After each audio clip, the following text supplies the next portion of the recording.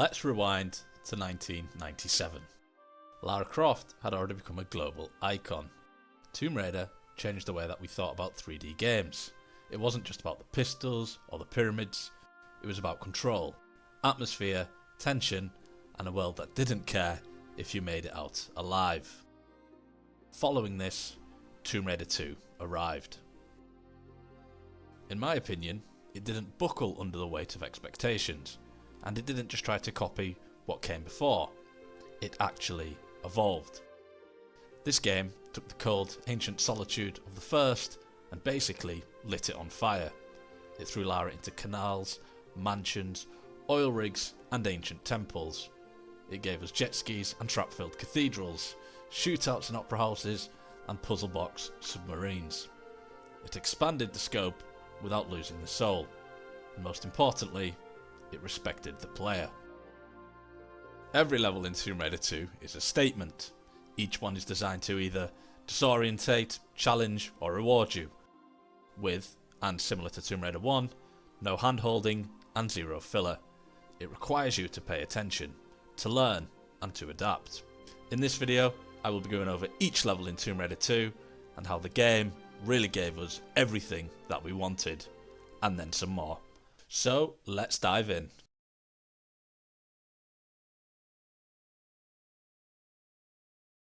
The first level of Tomb Raider 2, The Great Wall, didn't just welcome players back, it roared Lara Croft's return with calculated ferocity.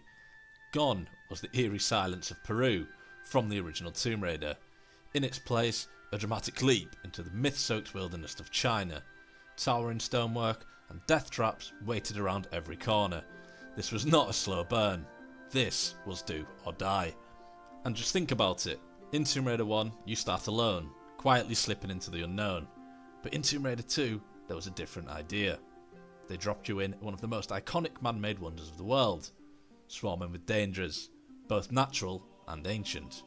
Right off the bat, the tone was different, bolder, bigger, and immediately more hostile. The silence of the ancient tombs was gone and traded for the guttural roar of tigers flanking you seconds into the game. What made this bold opening hit so hard was its confidence. This was not an intro level holding your hand. This was a gauntlet, and if you couldn't keep up, well, too bad. You simply were going to be left behind. A new addition to the game were the 3 dragon statues, jade, stone and gold, that were collectible and hidden in every level. This included the Great Wall. These weren't easy pickups, they were often tucked behind deadly jumps, misleading paths or carefully placed traps. Finding all 3 rewarded you with bonus items. This was one of the sequel's smartest designs in my opinion, making secrets more meaningful. They felt more integrated and more rewarding, and once again, made you value exploration. The Great Wall as a level is a masterclass in environmental storytelling and gameplay escalation. After defeating the tigers and navigating the collapsed battlements, the level dives deep into what Tomb Raider does best, challenging you in clever ways. There is no more smart tutorial design. On this one, you are plunged immediately into collapsing floors, retracting spikes, and yes, the infamous rolling boulder chase, all set up to teach you one thing: this game is going to be brutal. Suddenly, the mood shifts, and you descend into darkness. A giant chasm is beneath you, and a new mechanic is introduced, in the form of the zipline. From here, you discover an ancient door, locked with a puzzle you cannot yet solve. The music fades into a low hum, and that reminiscent sense of dread returns.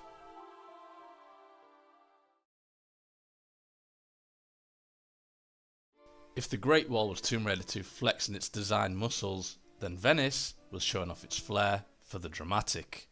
This wasn't just the second level of a game, it was almost a shift in genre. Lara wasn't crawling through ancient ruins anymore, she was in the middle of an actual living, breathing city, Venice. Venice was such a brilliant pivot and idea by the designers of the game. See, Tomb Raider 1 never placed Lara into the real world. It was always ancient tombs and forgotten cities that were completely shut off from humanity. In contrast, Venice dropped Lara into a modern setting where windows were shuttered, Enemies had firearms, and the ruins were replaced by canals, and yet somehow, in my opinion, it still felt like Tomb Raider. And the brilliance of that lies in the contrast of the level. You are still solving puzzles, navigating traps and dodging death, but you're doing so in an actual, lively and inhabited city. And let's be honest, Venice's layout and level design is a masterclass in non-linear spacing. From the moment you step into the first square, the map folds out into a complex web of alleyways, locked doors and timed sequences. You're not just moving forward, you're having to constantly circle back and unlock new routes. When you finally do pull a lever and realise to open the door 3 rooms back that you completely forgot, that's when it clicks. Venice is a puzzle in disguise. Unlike the Great Wall, which funneled you into claustrophobic traps, Venice feels open. Well, that is until it isn't. It's a maze of freedom and restriction in some sense, where every balcony or rooftop invites exploration, but at what cost? And how can anyone forget the epic new mechanic of being able to drive the speedboat through the canals, and of course, the epic and unforgettable Venice violins.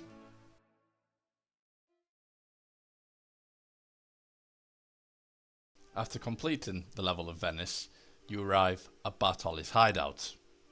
No more cultural sightseeing, no more wandering the canals. This is a straight shootout. This is the level where you are again plunged into action. As the name suggests, this is the level where Marco Bartoli is hiding, the game's main antagonist. You're deep inside the lion's den now. The architecture here feels real and surreal at the same time. On the surface, it's a mansion with cosy lighting, classic furnishings and lovely chandeliers. But behind the wallpaper, you've got timed doors, trapdoors and flame pits. This level, for me, marked a tonal shift. You're no longer just surviving, you're now infiltrating through the game and levels. I think what's often overlooked about this level, and something I really loved about it specifically, was how much it tells you without saying a single word. There is no kind of clear indication of where to go. For example, Bartoli's portrait hanging above the marble fireplace, which actually holds a secret key. The strange Red Cross symbols that are embedded into the floor, and the cult insignias in the private rooms. The extremely well hidden stone dragon, which must be found only by locating the hidden lever. Oh, by the way, as I've always said, this also reveals a hidden goon and hidden shotgun shells. There is something truly beautiful about this level, I believe, and the contrast between the bright sun overhead and the quiet sounds of the water and mice that you can hear, whilst Lara is on a much more dangerous trip, shooting out goons, actually inside Bartoli's hideout. And if this level couldn't get any better, how amazing that you actually get to detonate an entire complex of buildings. And from there, you descend down a slope into a tunnel and eventually reach Opera House.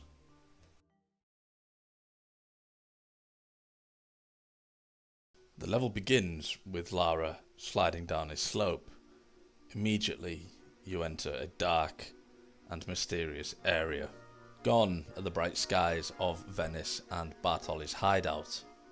This place is eerie, and there is a sense of danger in the air. As you progress through the level, you approach what seems to be a collapsible bridge.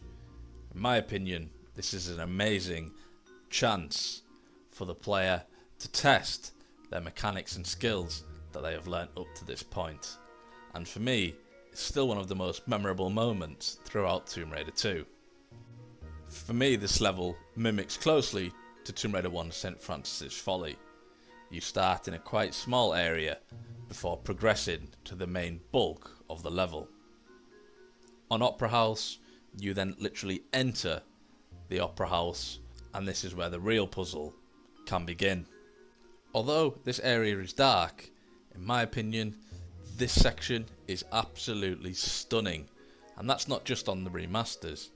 The fact that you can see the stage, it's partially flooded, there is the control room and the pattern on the floor on the different layers and levels for which the audience can watch. A truly well thought through section of the game. And, sticking with the theme, your hand is not held throughout this level. You are not told what to do. You are simply placed into this grand opera house and sent on your way. One of the things I really like about this level is how it makes you utilise every corner of the opera house, whether that's on stage or behind the stage, the control room, even the basement underneath, which is partially flooded, and using the elevator. Oh, and let's not forget the room with all of them fans, of which if you're not very careful, you'll quickly see Lara's death.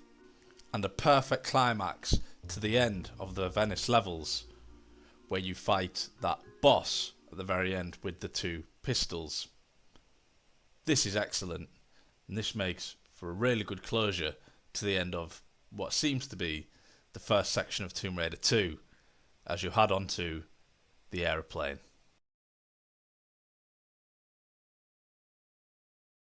Following on from the action-packed finish of Opera House, we then approach Offshore Rig. The level starts with a cutscene of Lara.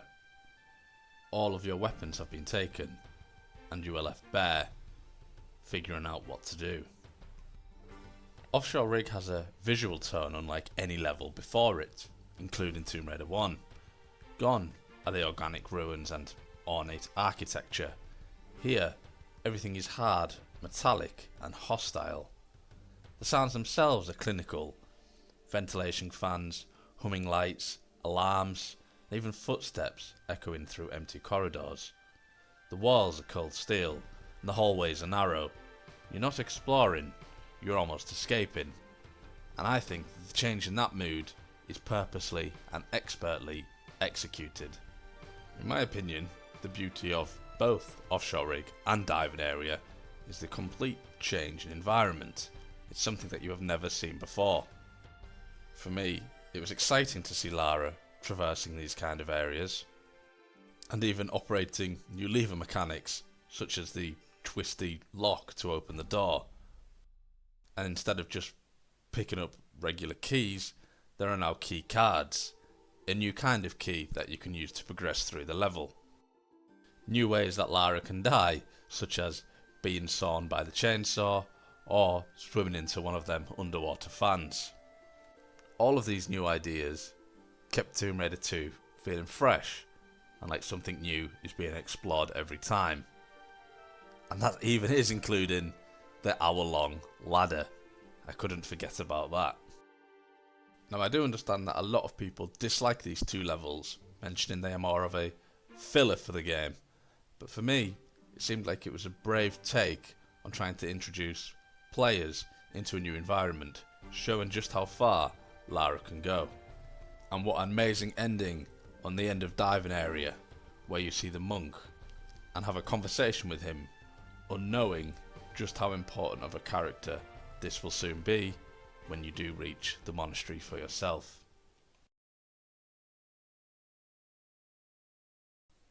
Following on from Diving Area, you are next plunged into the abyss as you enter the level of 40 fathoms. This level begins an absolutely terrifying spectacle. You are completely trapped underwater. There is seemingly no way out. And following you in the area is a great white shark constantly on your tail. A trail of barrels leads the way out, if you can figure it out in time. This is the brutal welcoming you get to the underwater levels. Gone are the bright skies, the stage rooms, the grandiose of the certain levels such as Opera House and Venice. The underwater levels are different. They are dark. Lara is alone. And a lot of these levels you must complete in almost near silence. They are tunnel and maze-like, and it isn't quite clear how to progress through them at first glance. On these few levels, the pace slows and becomes more frustrating as you try and figure out what to do. The colour scheme here has changed. Greys, dark blues, and a rusted orange is all you'll be seeing for the next few levels. And as you dip in and out of the water, you will frequently be met with episodes of fear as you try not to drown or get eaten by more great white sharks. And you can also be glad to see more underwater puzzles, of which are often timed, and it isn't clear of how to escape, adding an extra element of fear on top of the already dark and dingy environment. This is where the game really tests you and puts you to the challenge. These levels are much more difficult compared to the ones before, and this represents a significant skill jump to see if you can really put to task everything that you have learnt up until this point. Eventually, you reach the level, the deck, a wide, extremely open sandbox type level, no clear direction, multiple ways you can go, and lots of figuring out of what to do. There's doors that are locked, switches that can be pulled, and underwater areas with keys and secrets. This is a very memorable level, not just for me, but it seems for the entire Tomb Raider community. You either love it or you hate it. I know personally speaking, this is one I used to despise. However, in more recent run-throughs, I've actually become to appreciate in all of its complexities. Amongst the annoyance of the flamethrower people and constant climbing and platforming, there's some beauty to the level, such as how intertwined it is, and how, when you backtrack on certain areas, that door that was once locked has now been opened, and it is a light bulb moment when you realise how to progress through the level. A truly intelligently designed piece. And of course, the sigh of relief when you finally pick up the artifact at the end of the level and are greeted with the bright, open skies of Tibetan foothills.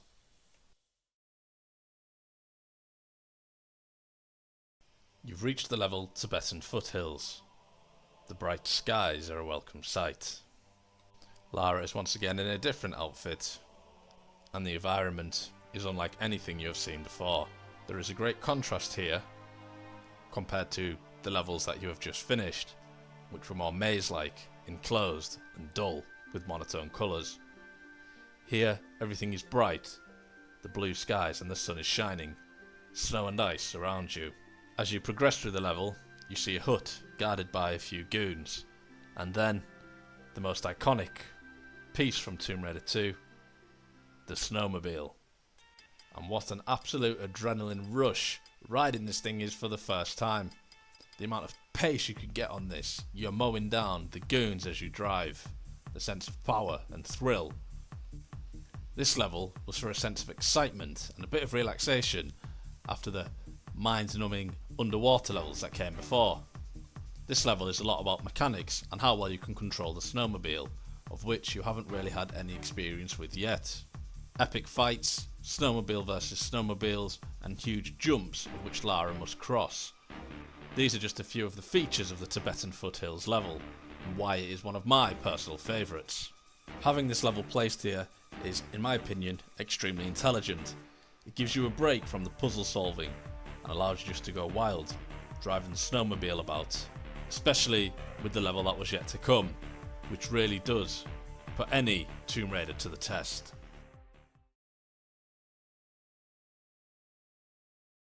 After the adrenaline-filled happenings upon Tibetan foothills, you then enter the level of Barkhang Monastery. The level begins with action immediately. There are several goons in combat with the monks. In front of you are some stairs and a great door into the monastery. That is inaccessible, however, and you must find another way in to this great building. The monks, at first glance, look aggressive. However, once the goons have been defeated, you realise they're actually on Lara's side and will fight for her throughout the level, providing you don't attack them in return. As you make your way into the monastery, you see just how grand the area is. A big hall with a giant statue. Keys are dotted around the monastery, and there is so much to explore here. One thing I always liked about this level was the colours. The deep purples and oranges make it seem like a really royal place, and a place worthy of worship. The hidden areas, the spectacles, and the secrets make this any Tomb Raider's dream to explore. This is a very big level with multiple pickups, and you'll venture to every corner of the monastery, even outside into little outhouses. It really is an amazing and immersive level, and as you are getting caught up in its beauty, you realise this is still a Tomb Raider game. Multiple traps that are extremely difficult, and a large number of goons, of which you must defeat along your path to progress through the level. The main goal here is to obtain the prayer wheels, slot them into their respective area, which will open the final door, of which you'll be able to place the seraph and go beneath the monastery. The next two levels, Catacombs of Talion and Ice Palace, represent a more horror-like approach to the game. You realise there was a lot more to the monastery than initially thought, as you figure out that it was actually built upon and that they are housing yetis underneath the monastery. And I don't know about you, but as a kid, these things always terrified me. The first one comes absolutely out of nowhere, and the music horrifying.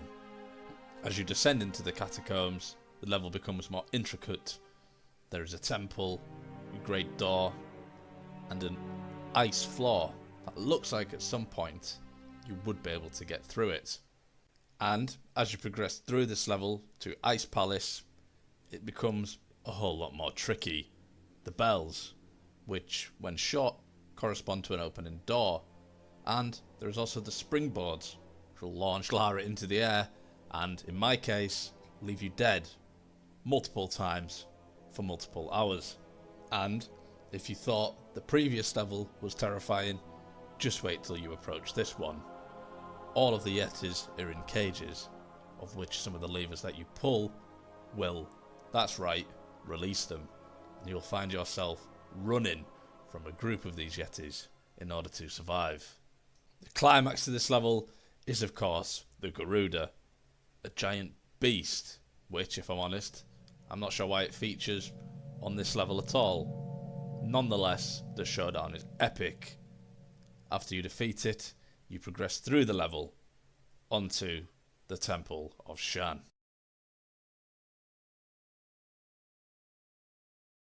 This level, Temple of Xian, represents everything absolutely correct and proper of what a Tomb Raider level should be. You are now fully engrossed in the temple. Giant spiders, traps, enemies of which are not human, all are present in this level. There is also somewhat nostalgia and reminiscent feel to this level. The eagles and the tigers remind you of the Great Wall and just how far you have came up until this point. You realise on this level absolutely everything is out to kill you. Underwater sections that make it very difficult to escape, lava which will kill Lara in one shot, and the absolute unlimited amount of traps that are present on this level, all of which are extremely difficult and, if you're me, require multiple times to get right. And just for me, the entire aesthetic of this level is correct. The colour scheme with them dark, moody, tonal colours. The sounds for most of these levels are bare. The odd squawk of the eagle you can hear, or what sounds like growling from the dragon, which adds to the overall eeriness and ominous of the level overall. A true Tomb Raider masterpiece I would encourage anyone to try and tackle. Just as you thought that you were getting to grips of Tomb Raider 2, you are plunged into a realm of unknowingness. The level Floating Islands is up next. This seems to be some kind of paranormal or otherworldly area. Green islands float in what seems to be nothingness, and there are some flying statues of which you must defeat, and giant doors with images of dragons' heads plastered on them. This level continues the scary and horror vibe, but for me is a super interesting level all in all. I really enjoyed exploring this place. It was wholly unknown when thinking back to any of the Tomb Raider 1 or Tomb Raider 2 levels up until this point. A truly immersive and exciting experience. You knew from this level that you were getting close to the end, and it wasn't that far that you had left to go. The level is just so unlike any other that there is surely no way they can 180 back into reality. No, they had to keep on going with this otherworldly aesthetic. And so they did. The level that follows, the Dragon's Lair, is in my opinion one of my favourite levels throughout the whole of Tomb Raider 2. The reason I like it so much is because it is so basic and so straightforward. There is no messing about, minimal rooms and straight to the point. However, thinking to it now, the room filled with all the cultists doesn't really make much sense. That part you could probably leave out. But just how epic is it? You finally enter what seems to be an empty lair. You see Marco Bartoli alone on the platform, and as you approach him, he transforms into a great dragon. Everything you've done, all of the hard work you've put in, has led up to this point. An epic boss fight. Where else could you fight a dragon of this size during that time?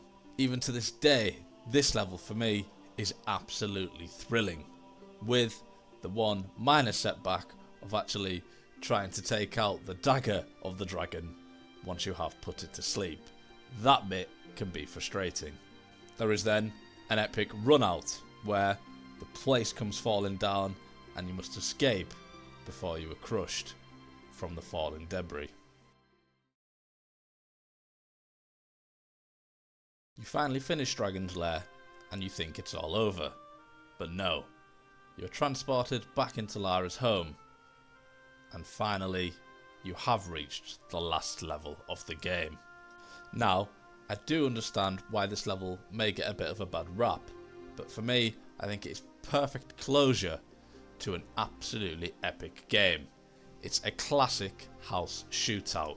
You finally get access to that gun closet that you have never had access to before, and you realise that behind it is a shotgun and around 100 shotgun shells of ammunition.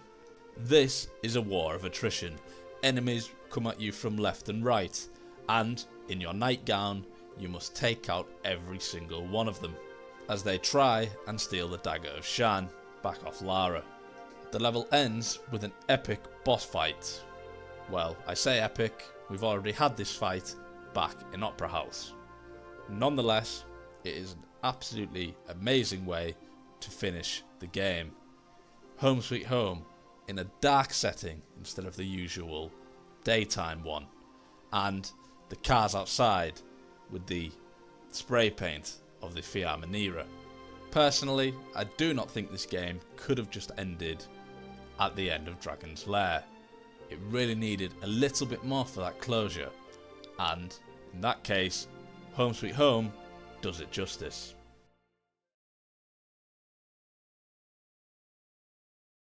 Tomb Raider 2, following on from Tomb Raider 1, was a dare to take on a more adventure and action type game. Now, it is true, it did get a bit of bad press for there being too much action and too many human enemies. But for me, putting that aside, this game is a true masterpiece, and compared to Tomb Raider 1, gave us absolutely everything we were looking for in a sequel to the original game.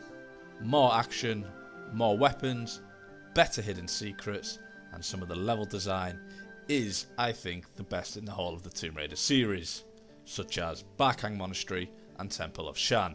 As someone who has been a fan of Tomb Raider for decades, Tomb Raider 2 will always have a place in my heart as one of the best. Thank you so much for watching my video on how Tomb Raider 2 gave us absolutely everything that we were looking for. Please leave a comment down below on if Tomb Raider 2 is your favourite game.